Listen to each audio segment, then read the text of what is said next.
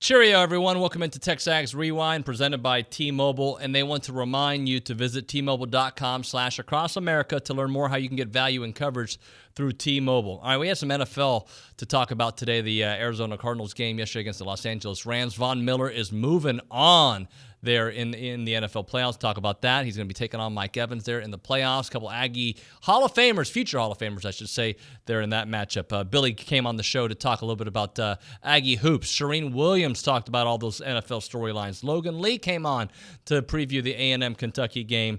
And more from Looch as we get into some nuggets when it comes to Aggie football. It is TexAgs Rewind presented by T-Mobile. Let's get into the top three Aggies in the NFL. We're going to have three guys playing each other this upcoming weekend. So I'm going to start with Armani Watts. We haven't had him this season against Pittsburgh. He had 4 tackles for the Chiefs and starting to play a bigger role. So I think we're going to see a lot of Armani Watts this week. They have a chance, obviously, the Chiefs to go and do some special things now.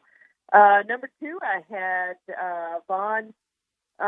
Von Miller. He played yesterday and had 6 tackles and sacks, 3 tackles for loss. I really think you can see he's healthy. He's going to get paid this offseason, becomes a free agent, and he's really showing it in the postseason. He is our Super Bowl MVP.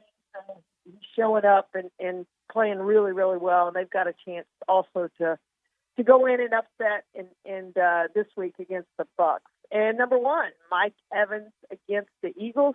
He had 10 targets, 9 catches, 117 yards, and a touchdown. That was a team record for catches. Warwick Dunn had the previous record with 8, and he was second in yards or a single postseason game in franchise history. He had 119 last year against Washington. So with Antonio Brown and Chris Godwin out, I think you're going to see a lot of Mike Evans. We saw him play a little bit more in the slot. They freed him up there, and I think we're going to see a whole lot of that this week. And I think I'm going to predict that he's going to have more than 100. He may not have more than 9 catches, but I'm going to say he's going to have more than 117 yards this week. What do you make of that matchup, though? You've got Vaughn taking on Mike. Bobby Brown's going to be there. What a great atmosphere for that.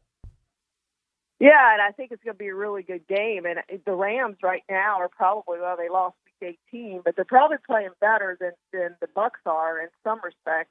Yeah, the Bucs are finding out. Tom Brady knows this, as he's the last one to do it. But repeating is harder. Like winning a Super Bowl is hard. Repeating is even harder because everyone has you have the target on your back for everyone you play, and they want to beat you. And so it just makes it harder to do. And then you have the injuries that they've had on top of that. So I truly think the Rams have a chance to go in there and win this game. And one thing that the Bucs have that's obviously much, however much as you want to put in there, better than the Rams is at the quarterback position. We know what Tom Brady is, and Matthew Stafford yesterday, that was his first playoff win, 1-3 now in the postseason. Charean, thanks so much. Catch up with you soon. That's what I was saying. They went 10-8 in conference in that first season, and we were actually all really excited about them springing a couple of upsets potentially in the SEC tournament. They were kind of that team that no one wanted to play. You know, if you were a team that needed a win to get in, that was not the team you wanted to see.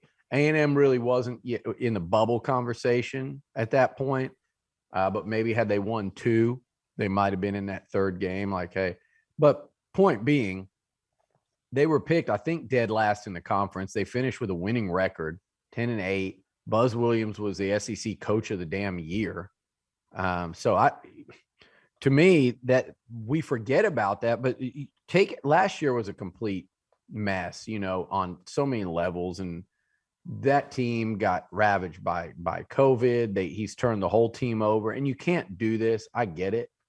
But if you just call that year just an epic disaster, and Buzz would probably tell you, no, that needed to happen because this is why we're where we are today. I get all that. So it's kind of like the Mississippi State loss in football. Does A&M beat Bama if they don't hit rock bottom against Mississippi State? Does Buzz go the route he went in turning over the whole roster and getting transfers if that team chugged along and had some nice wins, finished, 8-10 in the league? I don't know. So it kind of had to be the way it was. But outside of that season, his teams in non-COVID years or whatever, where they don't miss a month of basketball, and they don't miss pretty much all of the boot camp and things like that, that team, his teams in SEC play are 14-8 right now. And I mean, that's the reality. And they're playing really good basketball. Are they going to be good enough to beat Kentucky tomorrow night? I don't know. I mean, Kentucky's better basketball team. They have better players. A&M's the team that's in first place in the conference. Give us a reason for optimism, Logan. If you're looking at what A&M does, give us a reason to believe that they can win. I mean, history repeats itself. Every time Olin's piece that was published yesterday shows that every time Kentucky has come into Reed Arena, it's been a battle. There have been multiple overtime games. A&M clinched a portion of the SEC championship, conference championship when they came because they beat them I believe it was 4 years ago. History repeats itself, and there's nothing to say that A&M won't put up a fight against Kentucky when they come to town tomorrow.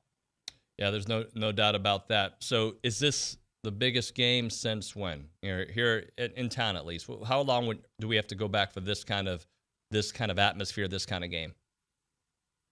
Man, you'd have to go back at least 4 years, maybe 5. Just because of the fact that A&M hasn't started their season this well.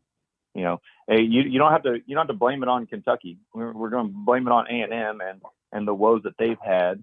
But I don't remember the last time A&M has started off a season this well, has started off conference 4-0, and really just rolling with the momentum that they have right now. It's been 4 or 5 years. So you say that, and I think about, all right, things have been great. Schedule's been very manageable. It's about to get real, not just because of the opponents they're about to face, but because they're going to go on the road quite a bit here over the next, I think 3 out of the next 5 are pretty tough road games. 3 out of the next 5, and all 5 games are very tough.